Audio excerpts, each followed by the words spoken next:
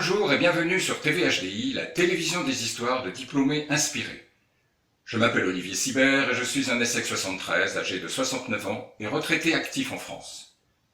TVHDI est une web TV qui diffuse des vidéos réalisées par les alumni de l'enseignement supérieur des grandes écoles qui ont envie de partager leurs préoccupations, attentes et projets. Toutes sortes de contenus sont attendus pourvu qu'ils soient intéressants, compréhensibles, significatifs, drôles et chaleureux. Notre objectif étant de prouver la diversité et le dynamisme des alumni. Pour ceux qui hésitent, vous pouvez vous lancer, soit en présentant les sociétés qui vous emploient ou que vous avez créées et que nous ne connaissons pas généralement, soit en présentant vos passions, hobbies ou projets, ou enfin en répondant aux 4 questions suivantes. Qu'avez-vous appris lorsque vous étiez à l'ESSEC? Y a-t-il des différences entre l'enseignement de l'ESSEC et la réalité de votre vie professionnelle? Êtes-vous membre de l'association des anciens de l'ESSEC, et si oui, pourquoi? Enfin, qu'attendez-vous d'une association d'anciens élèves? Pour ma part, je vais répondre aux 4 questions, mon sujet du jour étant « Y a-t-il une vie après l'ESSEC ?» puisque je n'étais à l'ESSEC que pendant 3 ans, et que depuis 47 ans, je suis un ancien élève, et en définitive, fier de l'être.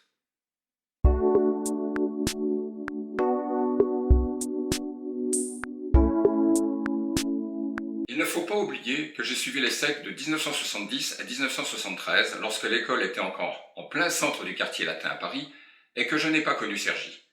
Nous étions alors 150 par promotion, avec des étudiants qui avaient tous connu mai 68. Pour comprendre un peu l'ambiance de l'époque, voici un court extrait d'un film produit par l'ESSEC en 2003, à l'occasion des 30 ans de son installation à Cergy. L'ESSEC, c'était donc l'Institut catholique, c'était le quartier latin, c'était inséré dans ce quartier.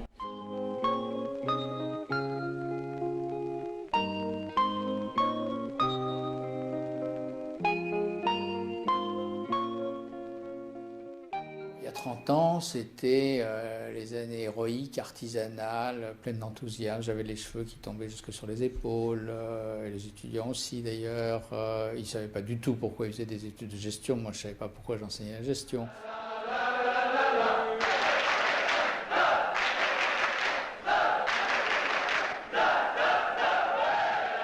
Les relations entre la direction et les étudiants étaient bonnes, voire même très bonnes, d'autant plus que le bureau des élèves marchait la main dans la main avec la direction de l'école pour promouvoir l'école.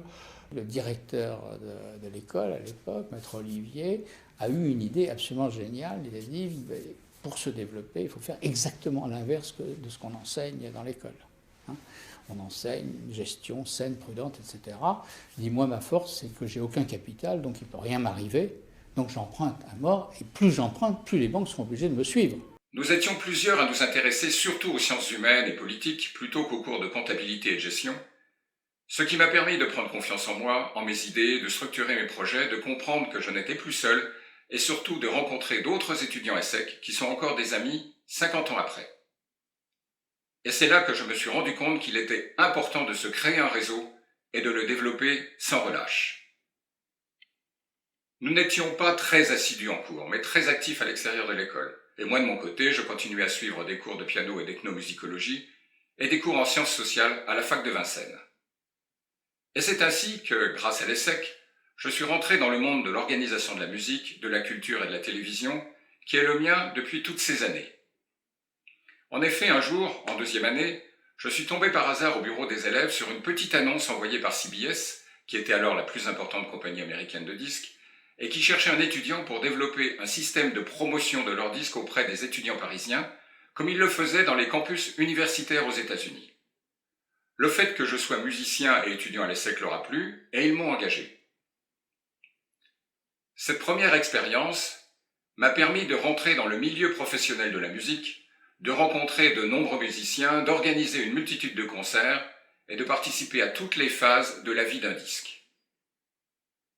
Et c'est aussi grâce à CBS que j'ai pu rencontrer, au cours de ma 3e année de l'ESSEC, donc en 73, les responsables de la maison de disques Chant d'Art et ainsi participer à la découverte et à la promotion en France de la musique dite répétitive avec Terry Riley, Philip Glass et Steve Reich, mon rapport de fin d'études ayant été consacré au process de création, production et distribution d'un disque de Terry Riley, ce qui a bien distrait le jury.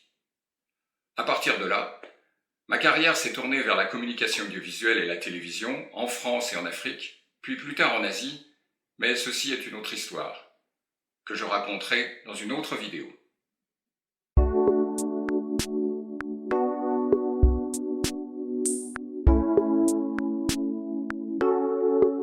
Je ne me souviens plus du contenu exact de l'enseignement de l'époque, le seul souvenir qui me reste est celui d'une étude de cas qui concernait un problème de gestion d'une maison de disques auquel j'ai eu 0, alors que je travaillais à l'époque chez CBS et que ma réponse correspondait à la réalité du terrain.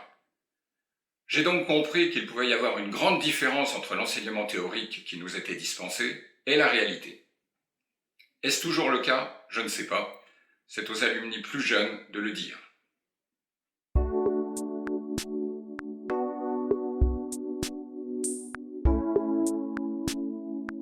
Je suis adhérent à vie de l'Association des Anciens, car je pensais qu'il était normal d'adhérer lorsque je suis devenu le créateur et le président du chapter Cambodge en 2006. Il fallait bien montrer l'exemple. Auparavant, je n'avais pas adhéré, mais j'avais déjà utilisé les services proposés par l'association pour développer mon réseau, et en définitive, c'est grâce à l'association que je suis arrivé en Asie. En 2003, l'association avait créé un groupe qui étudiait la possibilité de créer une chaîne TV ESSEC. Ça ne s'est pas fait, mais à cette occasion, j'ai rencontré un ancien ESSEC 69, Pierre Betch, avec qui j'ai sympathisé, et collaboré ensuite, car il avait une boîte de distribution de programmes télévision comme la mienne, et c'est lui qui un jour a reçu un appel téléphonique de Français installés au Cambodge, dont un ancien ESSEC, et qui voulait créer une chaîne de télé sur place. Comme cette proposition ne l'intéressait pas, il leur a donné mes coordonnées, car il savait que je recherchais de nouveaux débouchés en Asie, après avoir développé le marché de la production et distribution de programmes de télévision en Afrique pendant 20 ans, et quelques mois après, j'étais nommé responsable de cette chaîne de télévision qui s'appelait, et s'appelle toujours Apsara TV, la chaîne du parti au pouvoir. C'était en 2006. Après de nombreuses péripéties au Cambodge, je suis arrivé en 2010 au Vietnam pour participer au développement de la chaîne vietnamienne Today TV et à la création de 4 autres chaînes de télévision du même groupe de communication.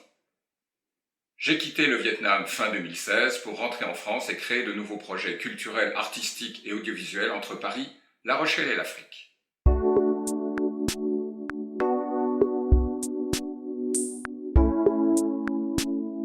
Il y a encore 10 ans, l'association était très vivante et créative avec plein de projets pour les alumni. Aujourd'hui, elle est devenue une institution chargée quasi uniquement de promouvoir l'école en demandant de l'argent en permanence aux anciens.